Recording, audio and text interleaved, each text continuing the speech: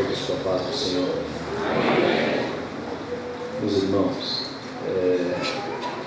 João capítulo 11, versículo número 28.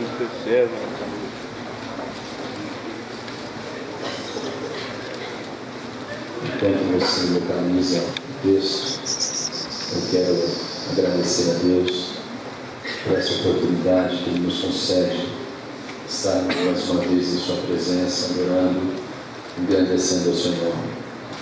Agradecer também ao pastor Samuel pela confiança, ao pastor Jacó pelo convite, Eu louvo a Deus pela vida de todos os adolescentes aqui de São Bernardo.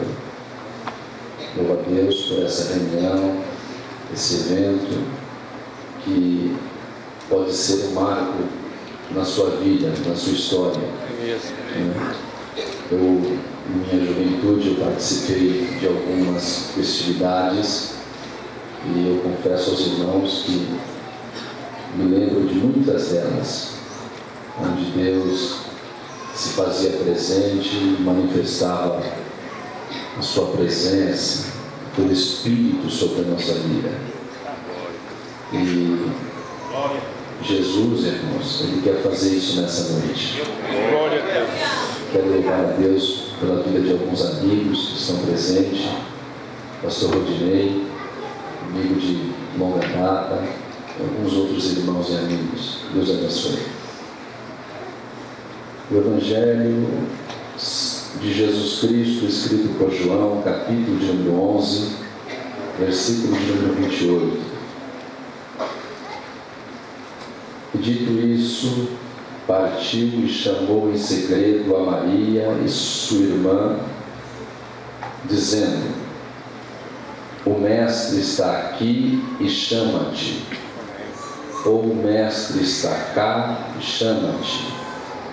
Outra tradução diz: o Mestre está aqui fora ou cá fora e chama-te. Amém? Amém. Pode tomar os vossos assentos.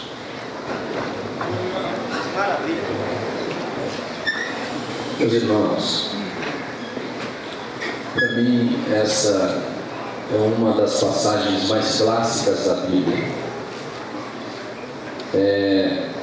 Dentre os evangelhos, para mim, pessoalmente, uma das passagens mais bonitas da Bíblia Sagrada, onde nós lemos e nos identificamos tanto com os personagens, com a situação, o momento.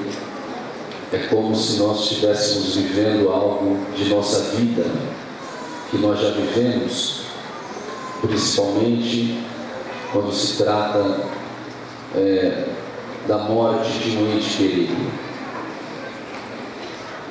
É interessante, irmãos, que quando eu leio esse texto, me traz a recordação de Jesus com essa família e o relacionamento que Jesus mantinha com essa família de Betânia. A Bíblia Sagrada nos mostra a primeira vez que Jesus se encontrou com essa família. No Evangelho escrito por Lucas, no capítulo de número 10, versículo de número 38 ao 42, a Bíblia vai nos dizer que Jesus ia passando por Betânia quando foi abordado por Marta. E Marta fez o convite a Jesus para ir até a sua casa, porque ela queria servir a Jesus, ela queria servir aos seus discípulos. E Marta, não querendo ter essa presença tão ilustre apenas para ela, ela queria dividir a presença de Jesus em sua casa. Então ela chama Maria, sua irmã. Enquanto Marta entra para a cozinha, ou aonde ela fazia o alimento, então Maria se assenta aos pés de Jesus. Marta, vendo a cena e tão cheio de tarefas, ela pergunta para o mestre se o mestre não estava vendo o que estava acontecendo, porque ele não pedia para Maria ir ajudar ela que estava tão atarefada. E o mestre disse: Marta, Marta, tu está fadigada, cansada e também atarefada com muitas coisas. De todas essas, só uma é necessária, e Maria escolheu a melhor parte. Jesus queria, de uma forma simples, explicar para ela que ele entrou na casa dela não para comer aquilo que ela ia fazer, mas Jesus iria trazer o alimento para dentro daquela casa. Mas o que me chama a atenção, irmãos, é que Jesus, ele teve nessa visita na casa de Marta tudo o que um visitante gostaria de ter.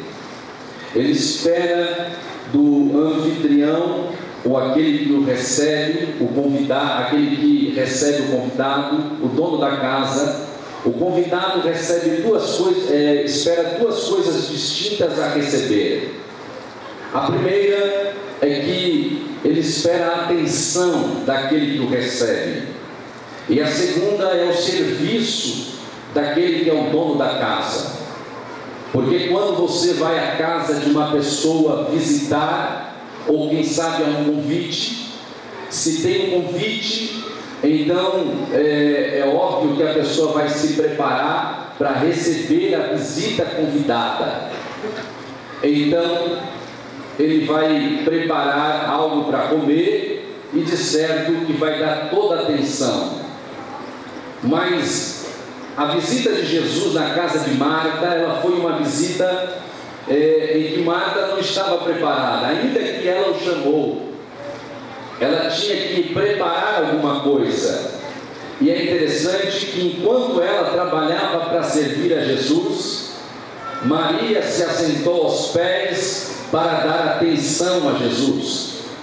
Então Jesus e os discípulos recebeu tudo o que uma visita gostaria de receber em uma casa: atenção e serviço.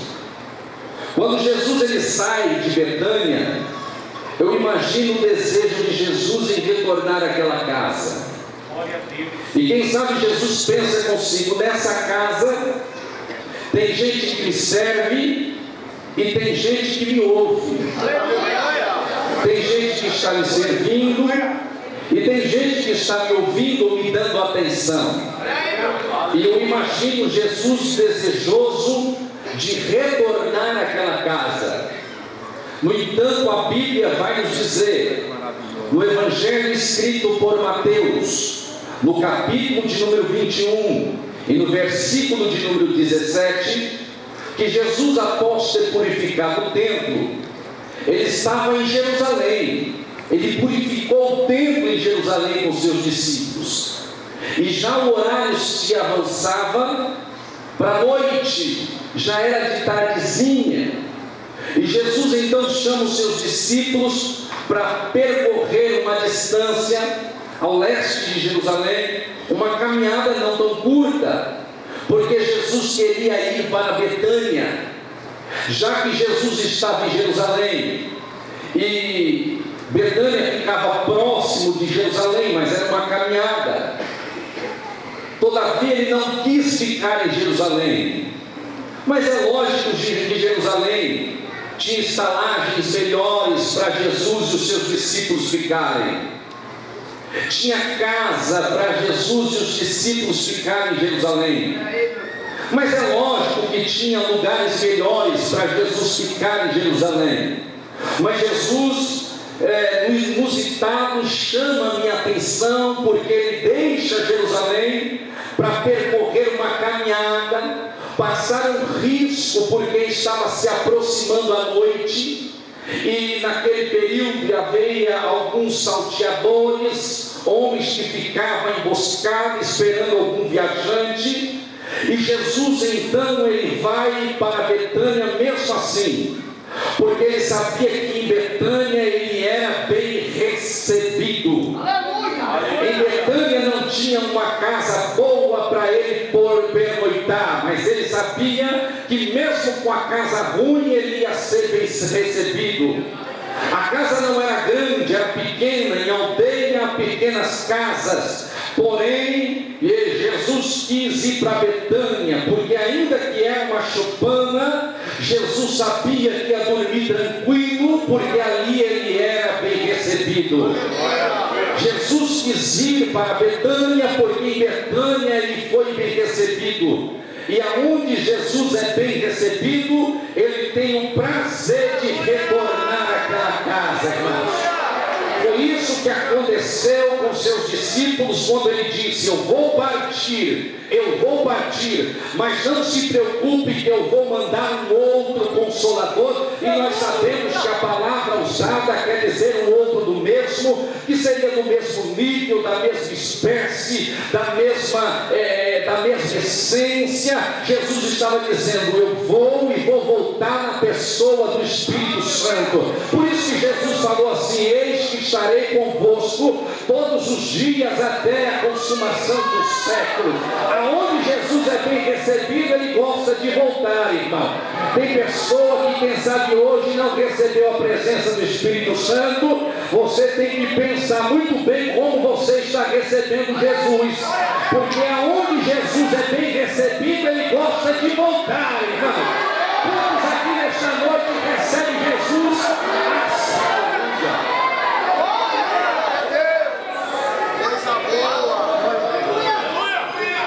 Assim como Zaqueu recebeu Jesus. Como Zaqueu recebeu Jesus mesmo? Gostoso. Recebeu Jesus gostoso, irmãos. Aleluia. Jesus, ele tinha uma particularidade com essa família. Ele tinha uma comunhão com essa família. Jesus, a comunhão que ele guardava com essa família era muito forte, muito boa. Essa comunhão que Jesus tinha com essa família, Jesus era capaz de percorrer distâncias por causa dessa família. E a Bíblia vai nos dizer que certa feita chegou a notícia triste de que Lázaro estava enfermo. Lázaro estava enfermo. Jesus, é lógico que sabia o que estava fazendo. Eu ouvi uma certa pregação, eu não quero citar nomes, que Jesus vinha falando com o pai no caminho e falando: pai, olha aí, vai fazer, olha lá, que bobagem, como se Jesus não executava o Deus 100% dele. Jesus era 100% homem, porém 100% Deus. Então essa conjectura mostra a condição apenas humana de Jesus. Jesus, ele sabia o que estava fazendo. Jesus nunca é indeciso naquilo que faz. Jesus nunca arrisca naquilo que faz. Uma expressão que eu não gosto em nossas igrejas é que Jesus vai apostar em você. Jesus não aposta, porque quem aposta, ele pode pensar que ele pode tanto acertar como não acertar. Ele pode tanto ganhar como perder. Jesus nunca perde batalha, irmão. Jesus nunca aposta. Quem aposta é o homem, aleluia. Mas Jesus não. Jesus, irmãos, quando ele investe, ele sabe muito bem aonde está investindo. Jesus, quando entra, irmãos, ele nunca entra numa peleja para perder, irmãos. Entenda isso. Ele nunca vai entrar numa batalha para perder. O seu Deus é um Deus poderoso. Eu olho para a Bíblia e eu vejo que Deus nunca perdeu uma batalha, irmãos. E você pode ficar tranquilo que Deus não vai apostar em você. Deus sabe o que está fazendo. Ele me chamou porque Ele sabe o que está fazendo. Quem acredita nisso?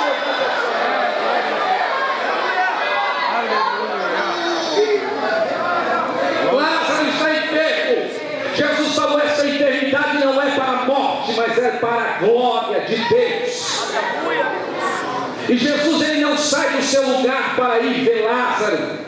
Ele espera o pior acontecer, porque tudo estava no seu controle, na sua vontade, estava nos seus planos, estava no seu pensamento. Por isso que Jó disse que bem sei que tudo podes, e nenhum dos seus pensamentos pode ser impedido. Jesus já sabia o que tinha que fazer.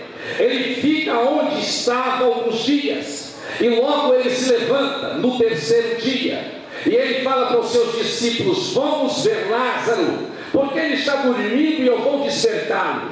E os discípulos disseram: se está dormindo vai ficar bom, vamos ficar aqui mesmo, mestre, porque se o Senhor for para a Judéia, eles vão lá caçar sua cabeça. Se formos para próximo da onde o Senhor está falando, aonde está Lázaro, eles vão buscar a nossa cabeça. E Jesus disse: ei, eu ando de dia, e aquele que anda comigo de dia não tropeça, porque vê a luz deste mundo. Quem anda de noite tropeça, porque o mundo não tem luz. Então Jesus, ele sai de onde está com seus discípulos, e ele vai até Betânia.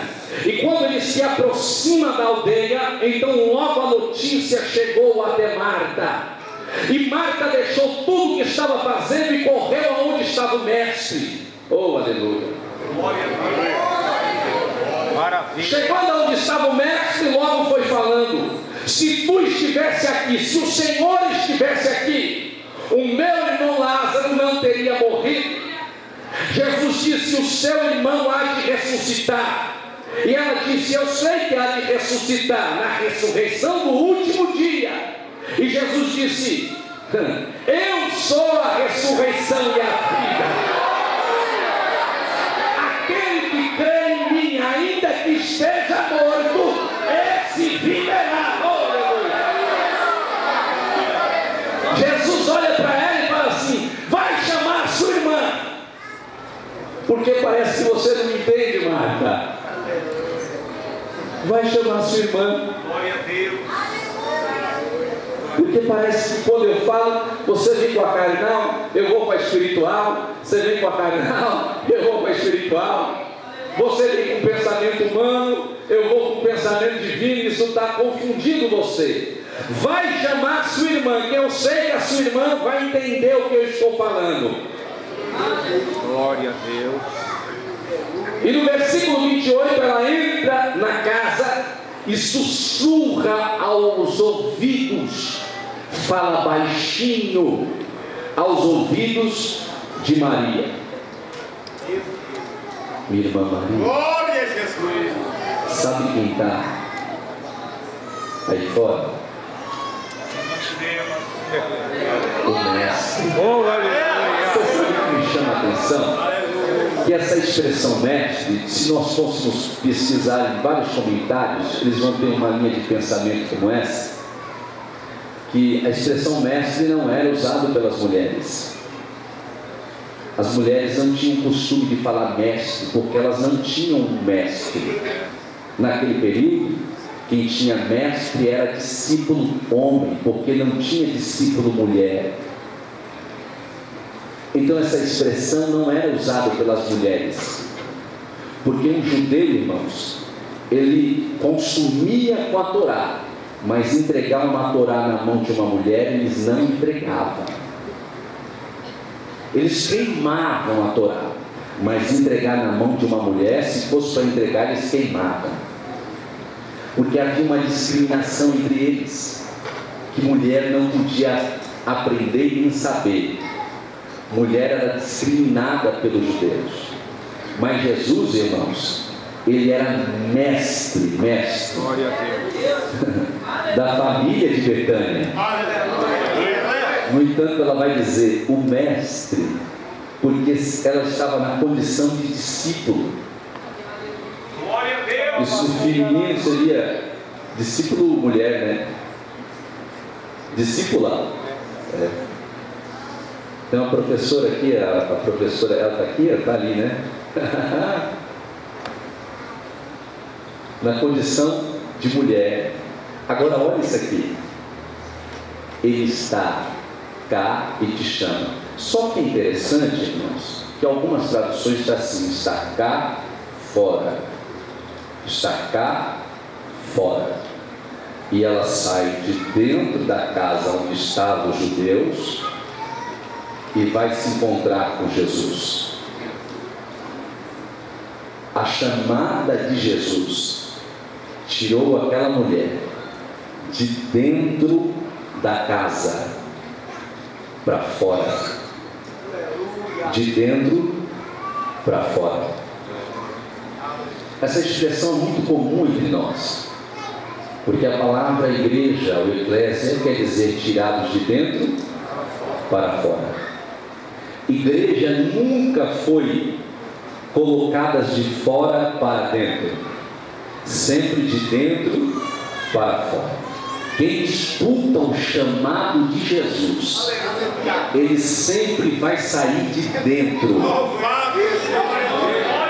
Ele sempre vai sair de dentro. Porque quando nós falamos dentro, quer dizer que nós estamos em um lugar fechado.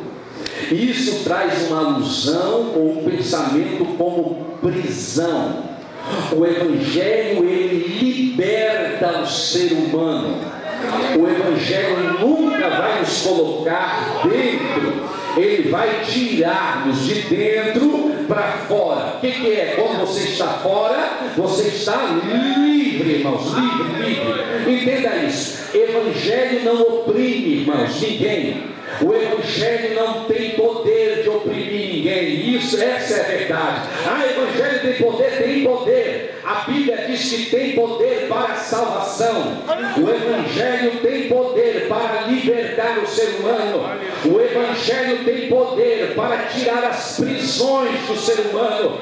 O Evangelho tem poder para tirar o homem de dentro do cárcere. O Evangelho tem poder para tirar ele das suas prisões que ele traz por costumes, como disse Pedro na primeira epístola universal de Pedro, capítulo 1, versículo 18, que não foi por preço de prata, nem por preço de ouro, em que vós fostes resgatados da vã maneira de viver, que foi por imposição de tradição dos vossos pais. O Evangelho nos liberta da tradição, irmão.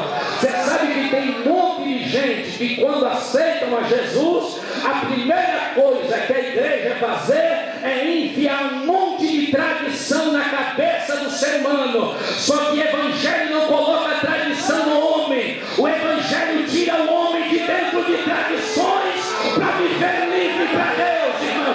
Quantos aqui foi liberto pelo Evangelho? Levante a mão, abre a sua boca, porque tem... Glória a Deus.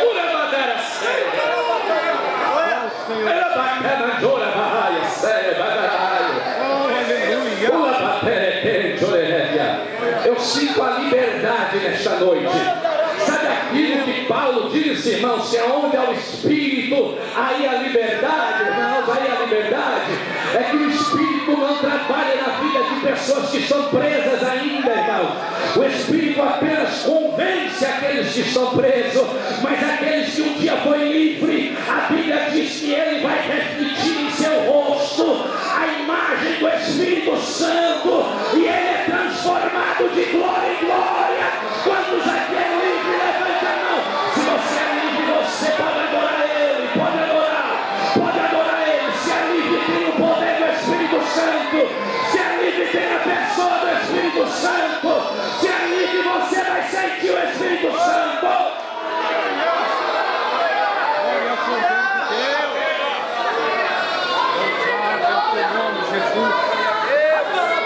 Glória a Deus.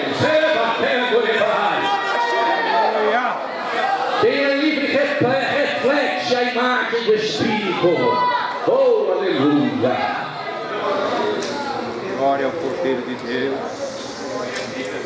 Está cá fora e te chama. Você sabe o que me chama a atenção? É que a igreja sempre foi teimosa, irmãos. A igreja, Jesus foi e tirou de dentro para fora. E aí a igreja, para receber o Espírito Santo, foi para onde? Para o templo. Jesus falou para ficar dentro do templo para receber o Espírito Santo? Falou? Jesus falou: ficai, porém, na cidade de Jerusalém. Jesus não falou assim: ó, vai lá para o templo, fecha a porta, fica lá esperando. Não falou isso. Porque a igreja é teimosa, irmão.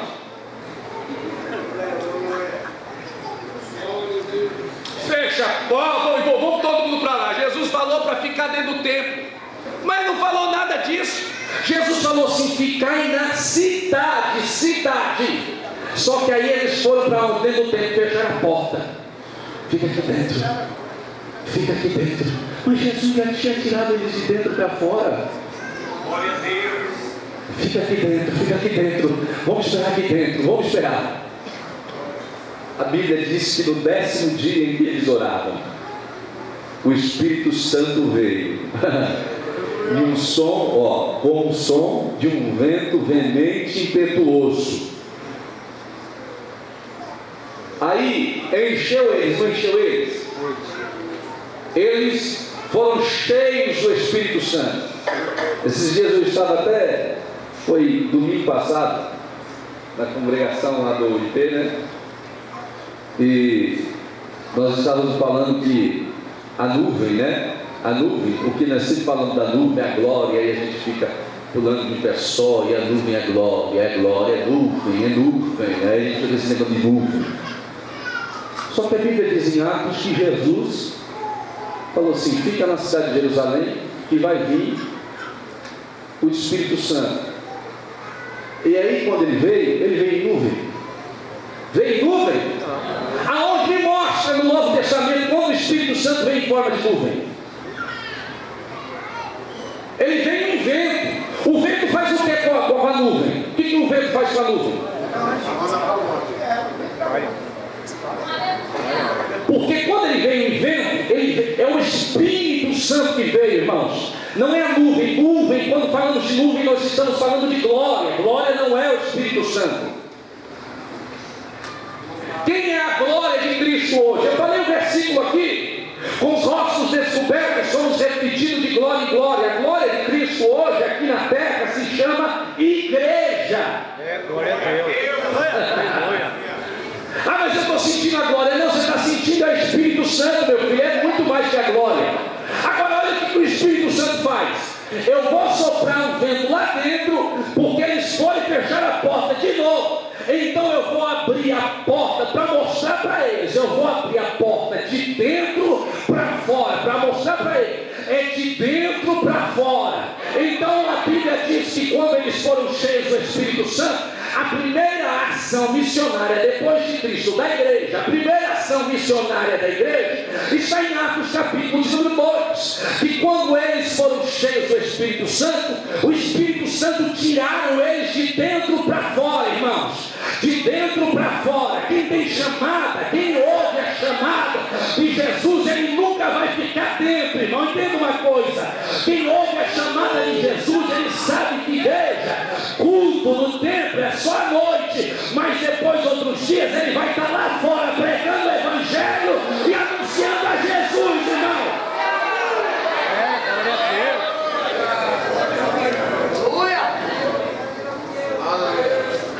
E o crente, ele é teimoso.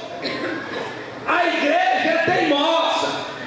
Porque a Bíblia vai dizer em Atos, capítulo de número 4, que depois que Pedro foi preso e solto, ele vai reunir a igreja onde? No pináculo do templo. E fecha-se a porta de novo. Oh, meu Jesus! Oh, vamos orar do mesmo jeito no dia de Pentecostes. Jesus uma vez tirou de dentro para fora. Veio o Espírito Santo uma vez tirou de dentro para fora. Agora eles estão encarcerados, presos de novo. Estão presos de novo. Então veio o Espírito Santo e a Bíblia diz que o moveu o lugar onde estavam, irmãos.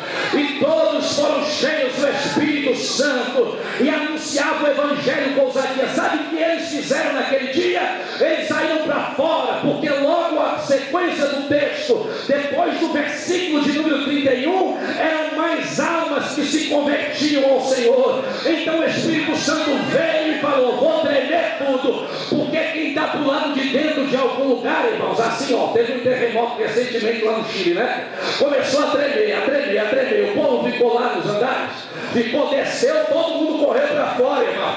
Então o Espírito Santo falou: já sei o que eu vou fazer. Se com vento eles não saem, eu vou tremer para ver se eles não ficam lá dentro.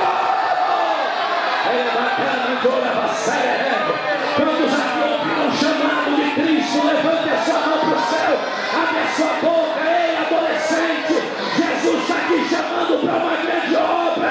Ele não quer ver você dentro, Ele quer ver você fora, livre, pregando, falando de Cristo. Oh, aleluia, quem acredita nisso, levante a mão e diz glória.